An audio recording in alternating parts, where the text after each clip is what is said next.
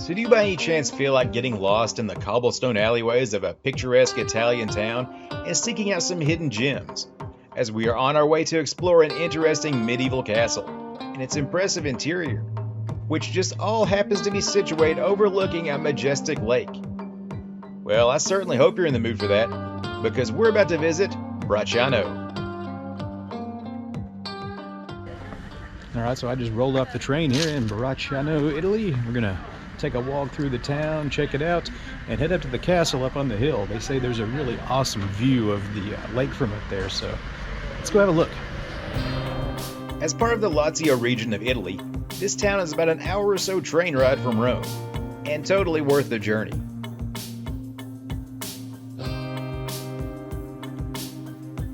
As you can see, there seems to be a Christmas market going on up ahead in the town's main square. I'll give you a better look at that later on. But right now, we have a lake and a castle to go find.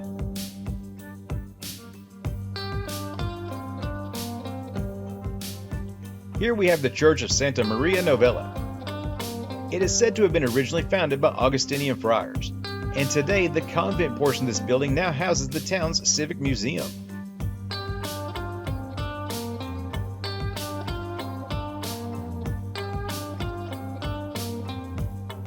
It looks like there are numerous restaurants lining this plaza, but we're on a castle mission right now, so let's keep moving.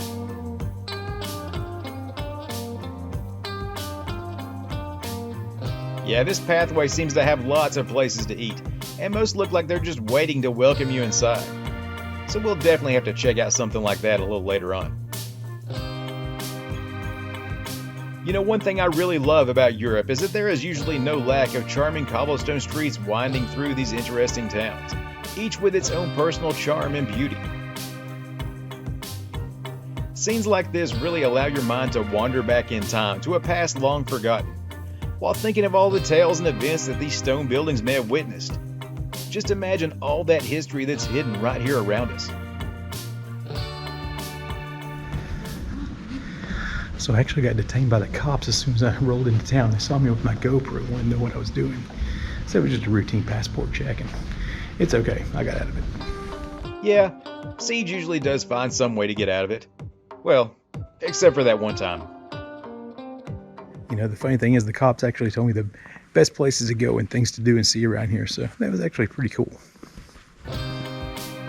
Here we have another great upward view of that marvelous stronghold.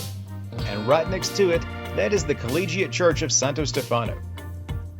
Originally constructed in the early 13th century, this historic place of worship underwent a restoration in the 17th century that was commissioned by the second Duke of Bracciano, Virginio Orsini. The Baroque-style facade that you see today was added later on in the mid-1700s. They say that the inside of this place also houses another museum that displays a variety of religious items. But you know, things seem to be kind of desolate around here at the moment. All right, so the castle was unexpectedly closed. No, it wasn't. They didn't tell me that. You just don't know how to get in there. We're gonna take a walk around and see what else we can find around here. All right, so here's the deal. The castle did seem to be closed back there at the museum. There was a closed sign up, and there was a group of tourists mistakenly talking about the castle being closed. Now, that was just the museum. As it turns out, everybody was just kind of, well, on the wrong side of things. But don't worry, Siege is about to figure that out. And I promised you a look inside that castle. That is definitely coming up. But first, we're going to go find a view of that lake.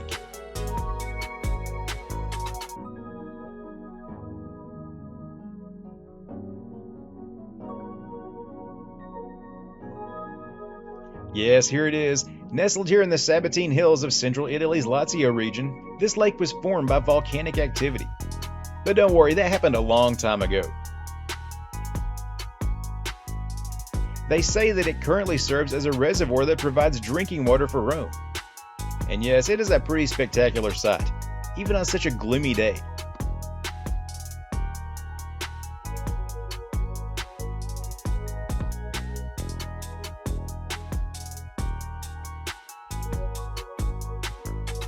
Alright, well at least I got to show you the lake, right? Yeah, it is pretty cool.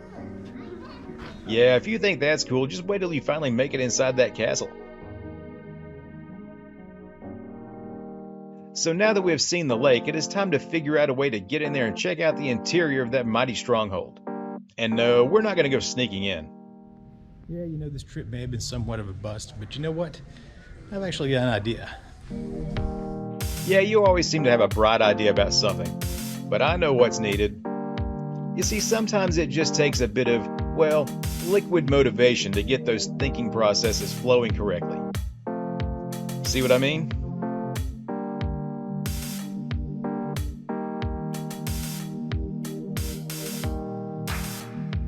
So fortunately, a quick look at Google Maps revealed where to actually find the entrance to this fortress. Now the real trick is going to be making our way over there before the place shuts down on us. Yeah, I realize it seems like a lot of time was wasted on getting lost and listening to other tourists.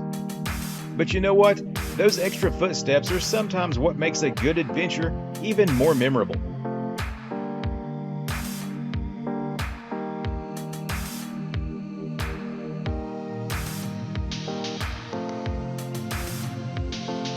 Ah, look at what we've got here. It seems that we have finally arrived.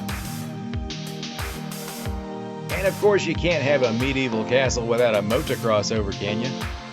Yep, this place, it's the real deal. So now I finally present to you Castle Orsini-Odescalchi.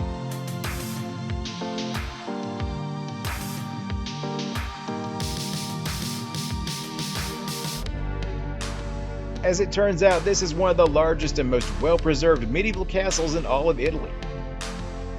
They say it has even hosted the weddings of some of today's most famous celebrities.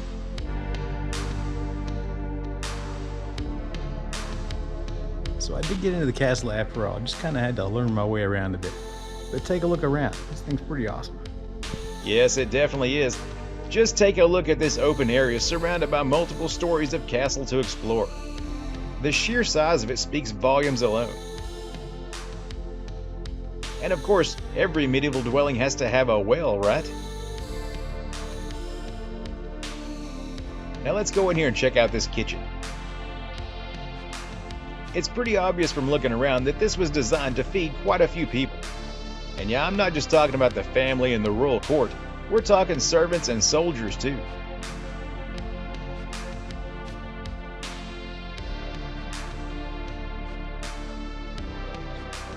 Now, as we begin to make our way further upward, I'm going to take this opportunity to provide you with a bit of this place's background. It was constructed in the 15th century, but its history goes back much further than that. During the 10th century, these lands would find themselves under attack from Saracen forces, so a series of defensive towers were built to help repel those invaders.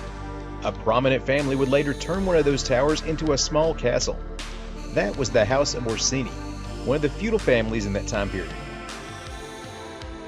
In 1470, construction would begin on the castle we now see today, with it being completed in 1485.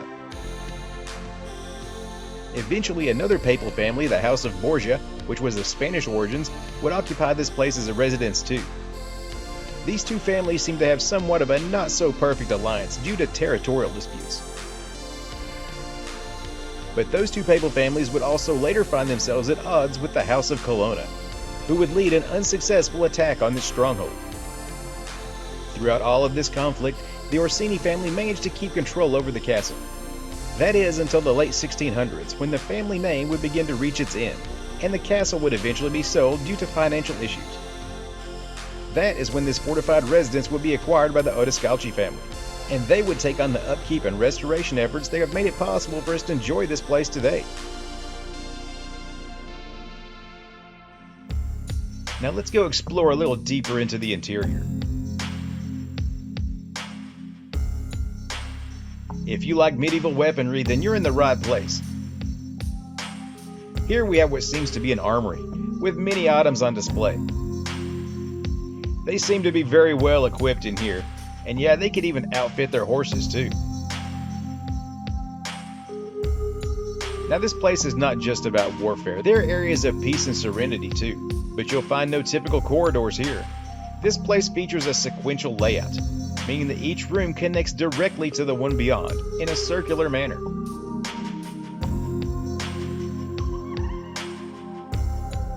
You'll see multiple bedrooms that are furnished with 15th and 16th century canopy beds and wardrobes, and most seem to even have their own fireplaces. While making your way through, definitely don't forget to look up, because you may just find some really impressive artwork on the ceiling. Well, exploring this castle has certainly been a great time, but the place will be closing soon, so we need to be making our way out of here before, well, being thrown out.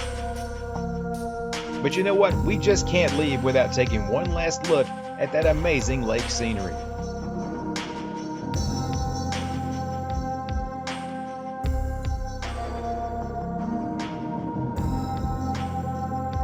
Castle Orsini-Odescalchi, you are an amazing sight.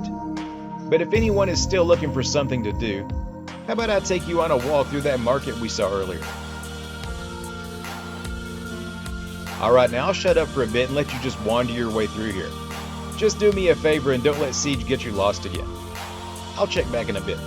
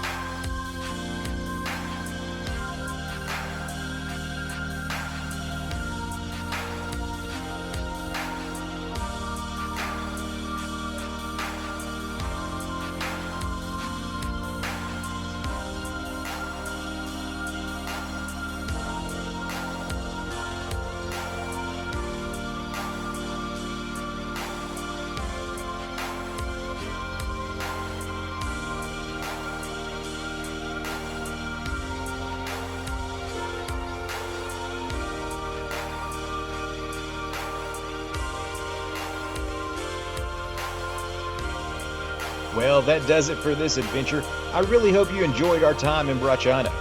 If so, be sure to hit those like and subscribe buttons, because there are many more interesting locations on the way.